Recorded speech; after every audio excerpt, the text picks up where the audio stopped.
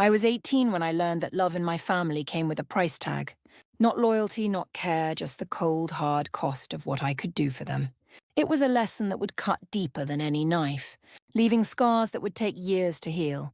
The memory is still crystal clear, etched into my mind like a photograph I can never tear up.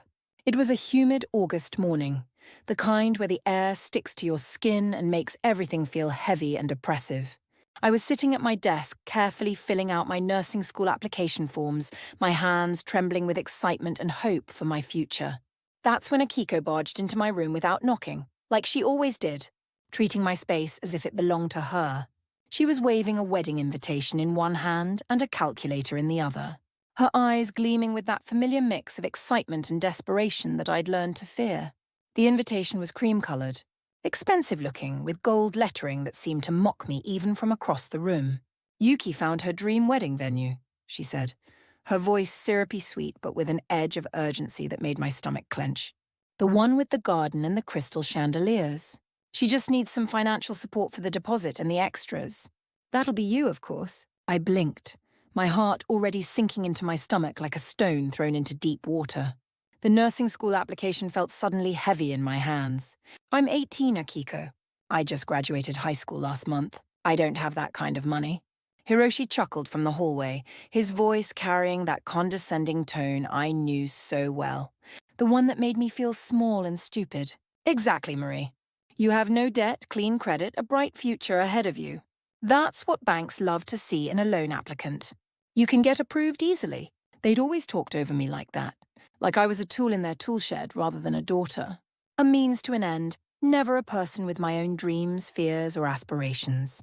I was just another resource to be used up when they needed something.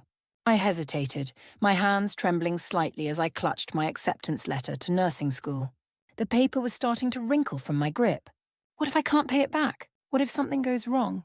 This could destroy my credit before I even start my career.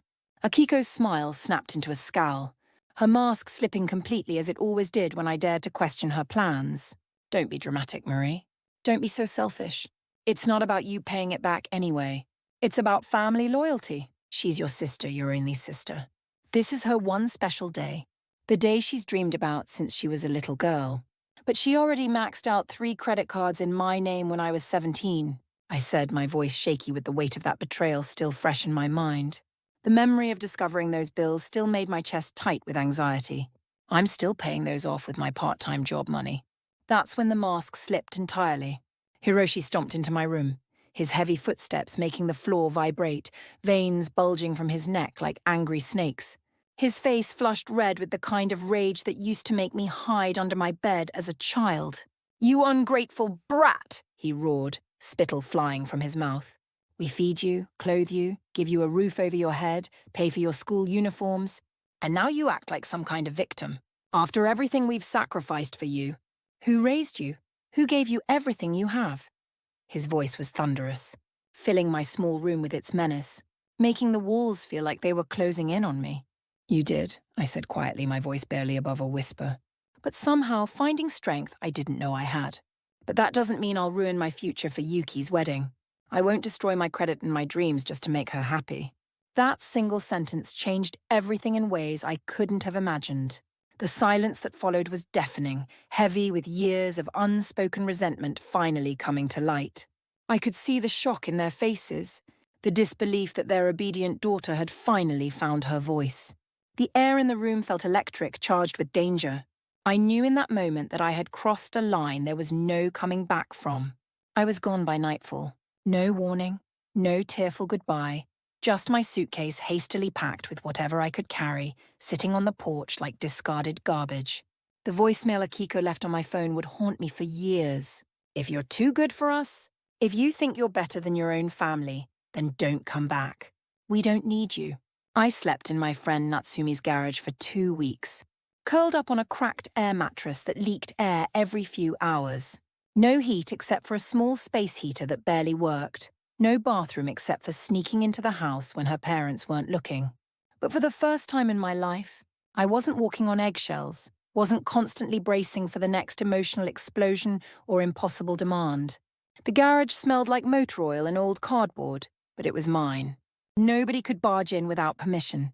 Nobody could scream at me for breathing wrong or asking questions. I worked nights at a 24-hour convenience store, my uniform always smelling like instant ramen and energy drinks. The fluorescent lights burned my eyes, and drunk customers would sometimes get aggressive. But I needed every yen. During the day, I took nursing school entrance exam prep classes, falling asleep over my textbooks more than once. The other students probably thought I was lazy, but I was running on 3 hours of sleep and convenience store coffee. I got scholarships by sheer will and determination, spending hours perfecting my essays, telling my story over and over until the words felt like wounds I had to keep reopening. I didn't sleep much, surviving on adrenaline and the burning desire to prove them wrong. Meanwhile, Yuki posted filtered selfies from expensive restaurants and designer boutiques, her engagement ring sparkling in every photo. Every time she smiled into the camera, flashing that perfect white smile, I remembered the moment they threw me out to keep her comfortable. The bitter irony wasn't lost on me. I was sleeping on a garage floor so she could have her fairy tale wedding. Her social media was like a knife twisting in my chest. But I couldn't stop looking. Every expensive dinner, every shopping spree, every spa day was funded by the family that claimed they couldn't afford to help me with basic necessities. It wasn't until 4 years later that I saw my parents again. 4 long years of clawing my way through nursing school, working double shifts, living on instant noodles and determination. I had just earned my nursing license and was working weekend shifts at the hospital when they walked into the emergency room. I was in the middle of helping an elderly patient when I saw them. My hands froze for a moment, my heart hammering so hard I thought it might burst. Akiko was wearing her best dress, the navy blue one she saved for special occasions, like she was still going to Sunday service.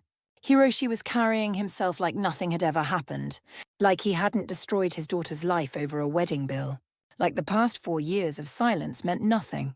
"Marie," Akiko said, her tone fake light, but I could see the calculation in her eyes.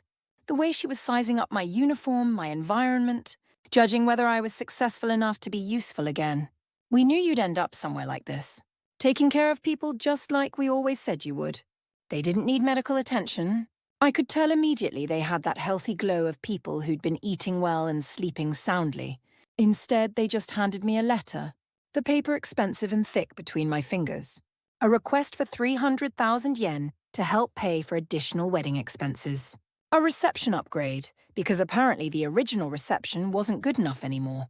"You owe it to her," Akiko said, her voice dripping with manufactured guilt, the same tone she'd used to manipulate me my entire childhood. "You walked away when she needed you most. You abandoned your family." "I was homeless," I replied, my voice steady despite the storm raging inside me. Despite the memories flooding back of sleeping in that cold garage, of counting coins to buy a single piece of bread.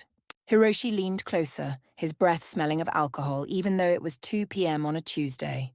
"Well, you look like you're doing okay now. You've got a job, an apartment, a steady income. You can afford to help your sister." That was the moment I made a vow. Standing there in my scrubs with my hands still shaking from the trauma patient I'd just helped save. They would never benefit from a single yen I earned. Not one coin of the money I'd bled for, cried for, sacrificed for. I put myself through nursing school with a determination that bordered on obsession. I worked double shifts until my feet bled in my shoes, slept in hospital break rooms when I couldn't afford the train fare home, and skipped meals so often that my stomach stopped growling. I studied trauma psychology with the intensity of someone trying to understand her own wounds. Earned my counselor's certification while working full-time. And then I specialized in something that felt like destiny calling helping abuse survivors heal from the damage their families had inflicted. The irony wasn't lost on me. I was learning to heal others from the same wounds my own family had given me. Within 5 years, I built a counseling practice from nothing, starting with a single rented room and a folding table. By year 6, I had my own clinic, a beautiful space with soft lighting and comfortable chairs, fully funded by my own savings. No loans, no handouts, no family money. Just the steady accumulation of fees from helping others piece their lives back together. Every client who walked through my doors was a reminder of why I'd left, why I'd chosen this path of loneliness and struggle over the comfort of family dysfunction. And on the 11th anniversary of the day they kicked me out, I returned to the same town for the first time in a luxury car that cost more than their annual income. The black sedan gleamed in the morning sunlight, its leather interior still smelling new and expensive. They didn't recognize me at first, not until I stepped out wearing a professional suit that probably cost more than they made in a month. Their jaws dropped in synchronized shock, but I wasn't there to talk. I was there to collect something they forgot they owed me a long time ago: respect. The town hadn't changed much. Same narrow streets lined with small shops. Same gossiping neighbors peering through their curtains. Same whispers behind closed doors. But I wasn't the same girl they threw out with a suitcase and a voicemail. I was Dr. Marie Tanaka now, and that title felt like armor. I wasn't here for nostalgia. I was here for the conference, the Regional Trauma and Family Dynamics Symposium that I'd organized and funded. It was ironic, really. The same people who said I'd never make it, who whispered about the girl who got kicked out for being selfish, were now attending a seminar on childhood trauma and family abuse. The community center had been transformed into a professional conference hall. Crisp white banners with my clinic's logo. Rows of chairs filled with social workers and therapists. Projection screens displaying my research data, and at the front of the room, my parents sitting in the audience like any other attendees, completely unaware of what was coming. They didn't know who the keynote speaker was. Not until my name was announced over the microphone in a voice that carried across the silent room. This conference was made possible by the generous support of our special guest, Dr. Marie Tanaka, licensed trauma counselor and family abuse survivor advocate. There was a pause that felt like eternity, then a collective gasp. Akiko stood frozen, her face pale as paper, eyes wide with shock and something that might have been fear. Hiroshi dropped his program, the papers scattering across the floor like his composure. I walked onto the stage in a sleek navy suit, my heels clicking against the wooden floor with each measured step, the spotlight following me like vindication, finally arriving after 11 long years. I didn't look at them, not yet. I looked at the audience. At the social workers and counselors and teachers who reminded me of the people who could have helped me at 18 if I'd known they existed. Dedicated, caring professionals trying to make a difference in the world. I grew up in this town, I said calmly, my voice carrying the weight of years of hard-won wisdom and professional training. I was told I was selfish for not giving everything to people who gave me nothing but conditions and demands. I was told I'd fail if I didn't stay obedient, if I didn't sacrifice my future for their comfort. I'm here to say. I turned slowly, deliberately, locking eyes with my parents in the third row. They were wrong. There was silence, the kind that feels heavy and expectant, then thunderous applause that seemed to shake the very foundations of the building. The only two people not clapping were Akiko and Hiroshi, who sat frozen like statues, their faces masks of shock and humiliation. Afterward, I stepped off the stage to a crowd of colleagues and admirers, people asking for my card, wanting to discuss collaboration, praising my research. My parents cornered me before I could leave, their faces a mixture of shock and that familiar calculating look I remembered so well. "Marie," Akiko started, her voice trembling with barely contained emotion, her hands shaking as she reached toward me, then pulled back. That speech was dramatic. "You didn't need to air our private family business like that." I smiled, the expression genuine but distant, the way I'd learned to smile at difficult clients. "Thanks for the feedback." It was honest disclosure, which is an important part of the healing process. That's what we call therapeutic transparency in my field. "You embarrassed us," Hiroshi snapped, his face flushed red with anger and humiliation, his voice carrying the same threatening tone that used to terrify me as a child. "You made us look like monsters in front of the whole town, in front of people we have to see every day. You kicked me out when I was 18 for saying no to a financial demand," I said, my voice steady and clinical, using the tone I'd perfected through years of dealing with hostile family members in therapy sessions. "And then you tracked me down years later to ask me to pay for a wedding I wasn't even invited to attend." Akiko scoffed, her mask slipping again as it always did when challenged. "It was just a wedding expense. It wasn't even that much money, not for someone with a good job like yours." I blinked at her, genuinely amazed by her complete lack of self-awareness, even after all these years. "Do you hear yourself? Do you understand what you just said?" Then she dropped her real agenda, the reason they'd really come to my conference. The reason they'd sat through an hour of listening to their own behavior being clinically dissected. "Look," she said quickly, her voice taking on that familiar wheedling tone that used to make my skin crawl. We're behind on rent. Hiroshi's pension was cut, and the cost of living keeps going up. We thought maybe now that you're doing well, now that you're successful, you could help us out a bit, Hiroshi added, his pride clearly battling with his desperation. His voice softer now, almost pleading. Just until we get back on our feet. I laughed, not cruelly, not loudly, just sadly. The sound carried years of therapy and healing, of learning to find humor in the absurdity of their endless selfishness. You made your choice 11 years ago. You chose Yuki's comfort over my safety. You chose her wants over my basic needs. You laughed when I had nowhere to sleep. You haven't changed at all. You just ran out of money. You're our daughter, Akiko whispered, her voice breaking slightly, tears starting to form in her eyes. Blood is thicker than water. Family should stick together. No, I said, my voice soft but firm, carrying all the authority I'd earned through years of education and professional success. I was your backup plan when you needed money. I was your scapegoat when you needed someone to blame. And now I'm your last resort when you need financial help. I left them standing in that hallway, mouths open, hands empty, finally understanding what it felt like to be abandoned by someone who was supposed to love them unconditionally. But it wasn't over yet. 3 days later, my assistant Sato called their landlord on my behalf. The apartment they were begging to keep, the lease they couldn't afford anymore. It turned out their rent had been quietly subsidized by my clinic's community outreach fund for the past 6 months, a program I'd established to help struggling families. They never knew, never suspected that their own daughter had been keeping them housed while they planned to ask her for money. I gave them 30 days to find new arrangements, which was more generous than the 0 days they'd given me. And as clinical as that sounds, it wasn't about revenge. It was about reclaiming the power they stole when I was 18, when they taught me that love was conditional and family was just another word for obligation.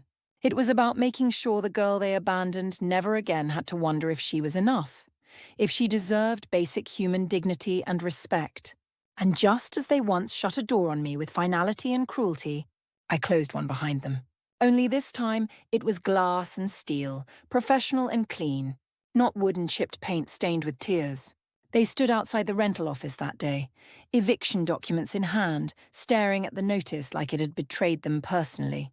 But it hadn't. I had just taken back what was always mine. The right to choose who deserved my help, my money, my emotional energy. The day I returned to my hometown in a luxury car for the grand opening, it wasn't supposed to be dramatic.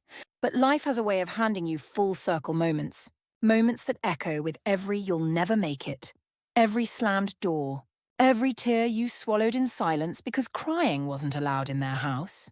The black sedan pulled up outside the new community mental health center, its engine purring like a satisfied cat. I stepped out wearing a crisp white coat, professional glasses that made me look older and more authoritative, and heels that clicked like punctuation marks against the concrete. Waiting near the entrance were local reporters, former classmates who'd tracked me down on social media, and even the mayor who wanted to shake hands with the local girl who'd made good. I had funded half the mental health center renovation through my clinic's charitable foundation, a fact that was about to be announced to the public. Today was the grand opening, the ribbon cutting, the moment when my hometown would finally understand exactly who I'd become. But I knew they'd come, and they did. Akiko and Hiroshi stood just outside the building, dressed like they hadn't slept in days. Akiko was wearing a sagging cardigan that had seen better years, Hiroshi leaning on a cane with eyes that looked empty and defeated. They hadn't taken the eviction well, hadn't adjusted to the reality that their daughter was no longer their personal ATM. Apparently, they'd tried staying with relatives after losing their apartment. But that lasted exactly 3 days before the relatives got tired of supporting 2 grown adults who refused to take responsibility for their lives. Then came the desperate phone calls to distant cousins. Then the pleading emails to old friends. Then silence when everyone stopped answering. Until now. Until they saw my car, saw the cameras, saw the opportunity they thought they could exploit one more time. I walked past the cameras and microphones, past the applause and congratulations, and toward them with the confidence of someone who'd earned every step. "Please," Akiko whispered, her voice broken and desperate, reaching out with shaking hands. "We're sorry. We know we made mistakes." I raised an eyebrow, my expression professionally neutral, the look I'd perfected for dealing with manipulative clients. For what specifically? For kicking me out? For telling extended family I was ungrateful and selfish? For calling me dramatic when I refused to go into debt for Yuki's wedding? I'd like to know which particular abuse you're apologizing for. Hiroshi coughed, his voice weak and scratchy like an old man's, though he was barely 60. We thought you'd come around eventually. We thought you'd realize that family is the most important thing. I did come around, I replied, my voice calm and measured, carrying the authority of someone who'd spent years learning to control her emotions. Just not in the way you expected. I learned that chosen family is more important than biological family. I learned that respect has to be earned. Akiko took a trembling step closer, her desperation so thick I could almost smell it. We're homeless, Marie. We're living in our car. We have nowhere to go. You're still better off than I was at 18, I said quietly, my professional training helping me maintain emotional distance even as old wounds tried to reopen. At least you have each other. At least you chose this situation instead of having it forced on you.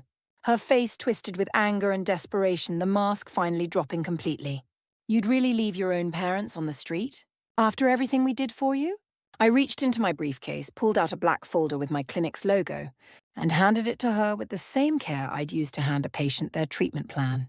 Inside was a card that read, "The Tanaka Center for Abuse Survivors, opening soon, fully funded by Dr. Marie Tanaka, in loving memory of second chances and the power of healing." She looked confused, her eyes scanning the card repeatedly as if the words might change. "There's a volunteer position reserved for you both," I said, my voice carrying the weight of someone making a final offer. "Not in the counseling department, you're not qualified for that, but in the community outreach office. You want help? Start helping someone else. You want to understand what you put me through? Spend some time with people who've been abandoned by their families." Hiroshi's jaw clenched, his pride warring with his desperation like two dogs fighting over a bone. "You want us to work at a charity? You want us to be volunteers?" "No," I said, my voice carrying the weight of years of professional experience dealing with exactly this kind of resistance. "I want you to feel what it's like to be overlooked, ignored and judged by people who are supposed to help you. Like you made me feel every day of my childhood. Maybe then you'll understand what empathy actually means." She crumpled the card in her fist, her face contorting with rage that was all too familiar. "You're still bitter after all these years. You're still that angry little girl who couldn't see the bigger picture."